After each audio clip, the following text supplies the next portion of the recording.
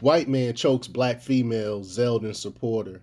Doesn't face charges. Now we see this a lot. They try to pretend like it's people on the right causing all this violence, but we know that it's people on the left because people on the right believe in law and order. We believe in laws, and the left does not believe in any of that stuff. And then when stuff, most of the stuff happened that you blame on the right, it turns out to be some crazed leftist trying to make it look like some type of Trump supporter or something, or MAGA supporter or something like that. But before we get started, go ahead, hit that like button, share this out so we can get this information out there. Subscribe if you're not already a subscriber, and hit that alarm bell so you know when I'm putting out new stuff. Now, when you hit that alarm bell, you can change it from personal to all. That way you get all the notifications for when I'm putting out stuff. Also, check out my link tree in the description. It has a link to my Patreon where I talk about things I can't talk about here. There's also a link to my Instagram where I put out even more news to keep you informed. All right, let's talk about this news. President Joe Biden showered with his daughter Ashley Biden. Likes to whine that MAGA Republicans are semi-fascists and threats to democracy. But we all know the left accuses us of whatever skullduggery they're up to. And I talk about that. I'll talk about this all the time. It's called projection in psychology. It's classic projection. Is when you project, when you put all of your negative traits that you hate about yourself, you put that on another individual. And that's exactly what's going on here. A black woman showed up to protest at a rally for incumbent Democrat Governor Kathy Hochul in Manhattan on Saturday, only to get choked by a white man. The video doesn't show how the melee began, but clearly shows a large white man assaulting and choking a black woman who is supporting Republican New York gubernatorial candidate Lee Zeldin. I mean, it's ridiculous. I got the video looping, so you should see it. I mean, it's just, why would a grown man put his hands on a female like that? It really doesn't matter if she's black, white, whatever. We're supposed to be protecting women, and then they got the mantra now is protect black women now, and look exactly what's happening right now for supposedly someone who's on the left. And this is what they supposed to be so accepting and all this other stuff. No, they are the people on the left are some of the most hate-filled racist people out there. They feign like they really are so inclusive, but they're really not. Everything that they say they are the exact opposite.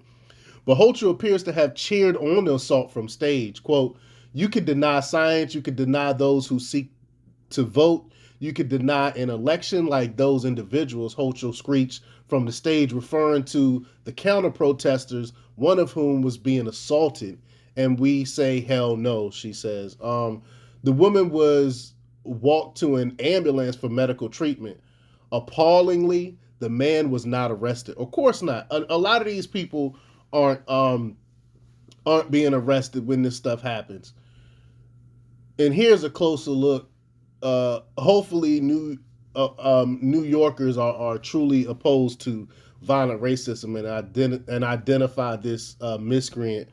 So you can definitely see from the loop here of this individual. Hopefully they found him and he's arrested or something. Charges are filed, but I doubt it. This stuff happens all the time to MAGA people or people on the right, and nothing ever happens to the people responsible for this. I mean, just look at the churches that's been firebombed. Look at the pro-life centers that's being firebombed, and nothing. No, FBI is not even curious about it, and nothing's happening to these individuals, despite Biden's attempts to convince us that a lunatic with the pride flag in front of his home and a BLM sign in his window is a MAGA extremist who wants to kill Paul Pelosi. Most, if not all, of the political violence seems to be coming from the party of so-called tolerance. While the jury is out on what might have provoked the attack on Paul Pelosi, we've seen a spat of violence against conservatives, none of which Biden has addressed. And I'm going to go over a few of them. You got Kaylor Ellingson, 18, was run over and killed after a political argument, and I've done a full report on that. The man accused of killing Ellington claimed Ellington was part of a, quote, Republican extremist group that police found no evidence of this. The murder took place just weeks after Biden's creepy Stalin-like speech in Philadelphia, and I've done a whole tons of reports on that speech. A man with a bladed weapon jumped on stage and attacked Lee Zeldin as he was giving a speech. Arizona gubernatorial candidate Carrie Lake had to close her campaign headquarters after two envelopes of white powder showed up. An 84-year-old pro-life canvasser was shot in the back after a political argument. I mean, it's sickening. And a bullet was fired into the home of the North Carolina House candidate Pat Harrington's parents' house, where Harrington's kids were sleeping. And now this happened this happened right after uh, his opponent doxed where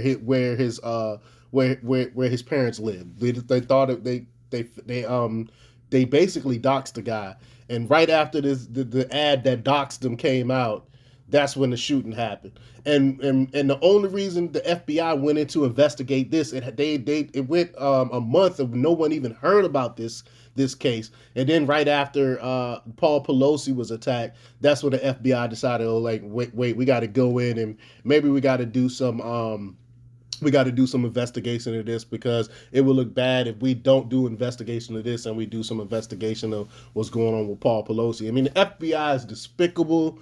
They're a political arm. They became politicized. Well, they've been politicized since its inception. You know, they were used in the civil rights to spy on civil rights activists and things like that. But now, under Obama, it went into hyperdrive with the politicization. It was actually in your face. At first, it was covert. Now it's in your face with how corrupt the FBI really is. We can blame Biden for zipping his mouth about violence against conservatives.